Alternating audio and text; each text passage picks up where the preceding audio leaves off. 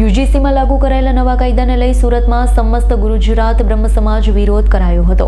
યુજીસીમાં લાગુ કરાયેલા નવા કાયદાનો સુરતમાં શ્રી સમસ્ત ગુજરાત બ્રહ્મ સમાજ દ્વારા વિરોધ કરાયો હતો। સવર્ણના બાળકો અને તેમના ભવિષ્યની સુરક્ષા માટે ઊભા થયેલા સવાલોને લઈ યુજીસીમાં જાતિ વિષયક લાગુ કરાયેલા બિલમાં સુધારો કરવાની માંગણી કરાઈ છે।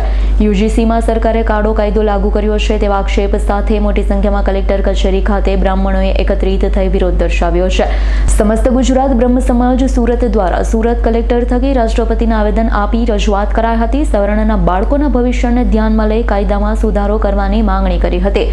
નવો કાયદો રદ કરાવવા આગામી દિવસોમાં બ્રાહ્મણ સહિત તમામ સુવર્ણ સમાજના આગેવાનો ભેગા થઈ રણનીતિ નક્કી કરીશું તેમ કહ્યું હતું।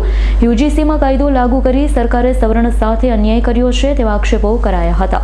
કાયદો આવ્યો છે, જે કાનૂન પાસ થયો છે તેના વિરોધમાં કલેક્ટર શ્રીને આવેદનપત્ર આપવામાં આવે છે।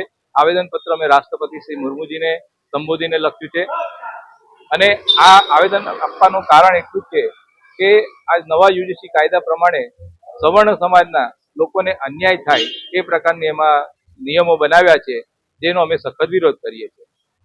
આ શું માંગણી છે કલેક્ટરશ્રીને તમે ફક્ત આવેદનપત્ર આપીએ છીએ, પણ એમના દ્વારા અમે રાષ્ટ્રપતિ મુર્મુજીને વિનંતી કરી છે કે આ કાયદો લાગુ ન થાય। વર્તમાનમાં આ જે યુજીસીનો કાયદો છે તેને રોકવામાં આવે અને એમાં સર્વ સમાજના લોકોને સમાન ન્યાય મળે, સમાન કાયદાઓ મળે, એ માટે અમે આ માગણી કરી રહ્યા છીએ। Bureau report S9 news Surat. અમારી તમામ માહિતીથી અપડેટ રહેવા માટે જોડાયેલા રહો S9 ન્યૂઝ સાથે।